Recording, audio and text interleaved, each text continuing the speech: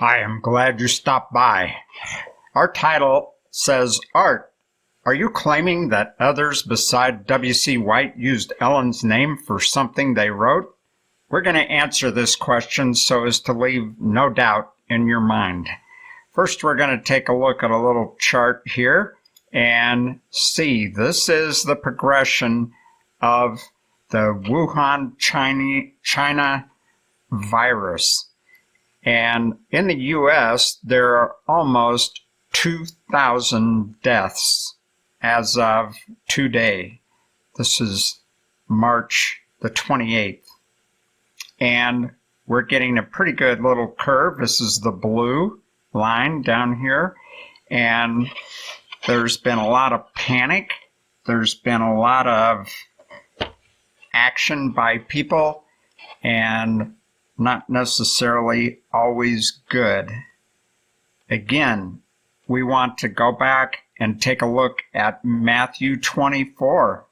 Reread that. This kind of a plague is something that is normal. Wars, pestilences, famines, all that stuff. It is not a sign of the end. We are in the waiting, watching time. And until that ends, we are waiting and watching. What are we waiting and watching for? The next step and the final call, which is going to be the loud cry, which is going to be the answer to when Sunday is made a test. You can read about that in the original authentic testimony, number 6, page 22. And if you do not have the testimonies yet, the original authentic testimonies, you need to go to Adventist Digital Library and download the first 30 numbers, 1 through 30. And there's going to be a link in the description for you to be able to do that. And all of these things are a normal occurrence. That's the main point. Could I die from this? Yes. Could you die from this? Yes. If you follow, there's already, they had a 27-year-old, I think, that died, and an infant that died, and an old man who was over 100 lived and survived, even though he had a weakened immune system. What is going to save you has got nothing to do with this virus. You must get ready and get right with God. Get your heart right with God, and this virus will be nothing. I mean, if you die from it, yes, you might suffer. Think of Christ's suffering. I might suffer. I have to think of Christ's suffering. And that's the way it is. But,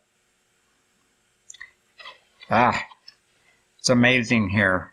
Okay, so now we want to go back to this video in the playlist, number 5, in this very playlist on the question and answer. Why? Because it's important that you understand, because a lot of people are talking about 144,000. And so we're going to take a look at this as we answer the question in the title. Okay, Jay in Loughborough, he wrote a pamphlet entitled Questions on the Sealing Message, which was published in 1916. There he wrote the following story. We quote, "If there is still a doubt of the resurrected Sabbath keepers being numbered with the 144,000, consider the following from Sister White's words in 1909. At the 1909 General Conference, or I read that wrong. Anyway, I like to be really accurate. Anyway, Elder Irwin had a stenographer accompany him in a call upon Sister White. He wished to ask her some questions and have an exact copy of the words of the reply. Among other questions was this one: will those who have died in the message be among the 144,000? In reply, Sister White said, "Oh yes, those who have died in the faith will be among the 144,000. I am clear on that matter." These were the exact words of question and answer as Brother Irwin permitted me, this is Jan Loughborough talking, to copy from his stenographer's report. And Jan Loughborough then published that in 1916 in that pamphlet on page 18. Now, I decided to look up some information about Elder Irwin. I didn't know anything about him, and I am sure that God led me to do this because it's not much of a big matter there at that point. So I looked this up, and he was getting written, Elder Irwin was getting written up in a letter dated 1899 for doing the exact same thing which Loughborough is describing in his pamphlet.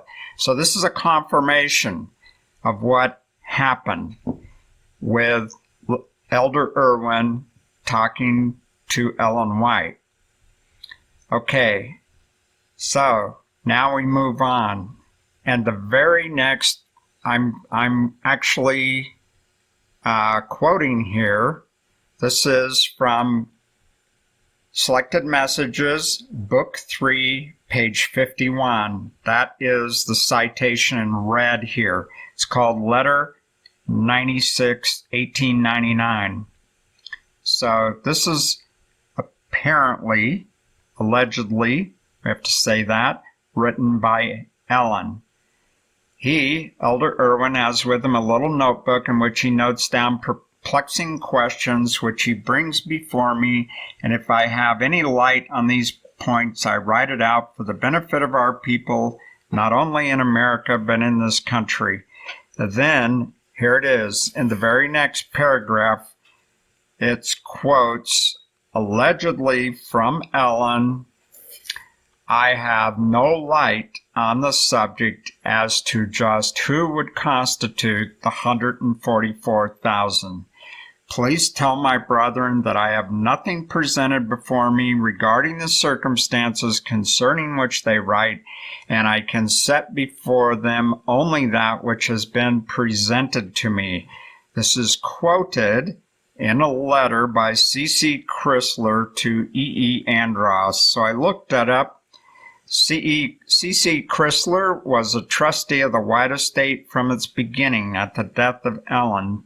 For at least 2 years, he was secretary, and I don't know when he quit. He might have been there until he died. But the point is, we have a glaring contradiction where we have clear light from Ellen in this was asked in 1909, and now 20 years later, that would be mistaken here, 1914, so that was 5 years later, in a letter by C.C. Chrysler to E.E. Andros. So the question is, did someone write and put Ellen's name to something that they wrote? Interesting question, isn't it? Of course it is.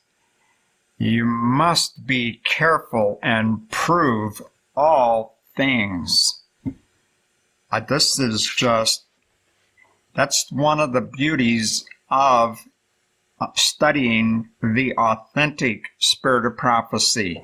You need the 30 testimonies. For those who do not know, you need 1, 2, 3. They all go by number, and the first 30 of them are original, authentic testimonies.